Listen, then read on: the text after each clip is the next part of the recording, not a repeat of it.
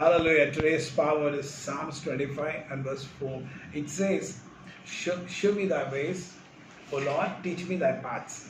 ஹல்லேலூயா. இந்நாளிலே உங்களுக்கான வல்லமை வார்த்தை சங்கீதம் 25ஆம் அதிகாரம் 4ஆம் வசனம்.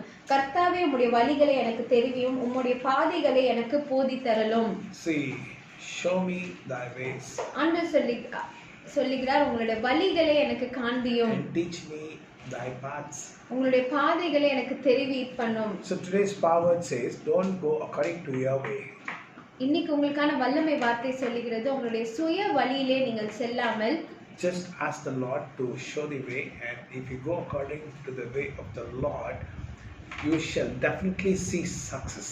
ஆண்டவரிடத்துல கேளுங்க, உங்களுக்கு வழியை காண்பிக்கும்படி அந்த வழிக்கேற்ப நீங்க போவீர்கள் என்றால் நிச்சயமாக வெற்றியை அந்த பாதையில நீங்க பார்க்க முடியும். 100% or 200% guaranteed that you shall reach the destination in the name of our Lord and Savior Jesus Christ. 200% 100% நான் நிச்சயமாக சொல்லுகிறேன், உங்களுக்கு வெற்றி நிச்சயமாக அந்த பாதையில இருக்கும். So let us not walk in our ways. அதனால் நம்மளுடைய சுய பாதையிலே நாம் நடக்காமல், let us ask the Lord, show me thy way, so that we can walk according to your ways.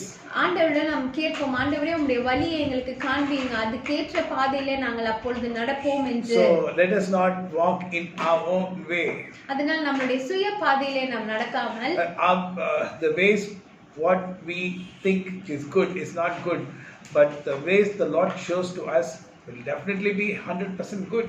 நாம் நல்ல வழி நல்ல பாதை என்று நினைத்து போகிற பாதைகள் நன்றாக இருப்பது கிடையாது. அதனால் ஆண்டவர் நமக்கு காண்பிக்கிற வழியிலே நாம் செல்வோம் என்றால், today I say in the name of our Lord and Savior Jesus Christ that you are going to walk in the straight path if you are going to ask the Lord, show me thy way, and the Lord shall definitely show the ways.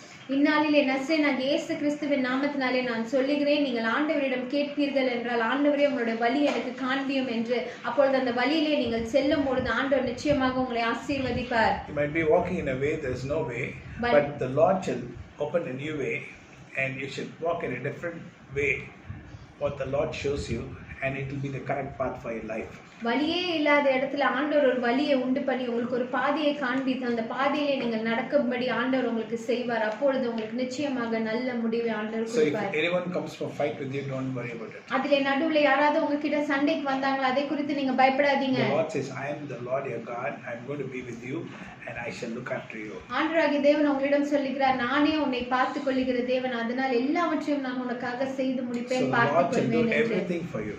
அதனால் ஆண்டவர் உங்களுக்காக எல்லாவற்றையும் செய்வார். So you will be totally blessed. நீங்கள் முழுவதுமாக ஆசீர்வதிக்கப்பட்டிருப்பீங்க. God be the glory. ஆமென். ஆண்டவருக்கே மகிமை உண்டாவதாக. ஆமென்.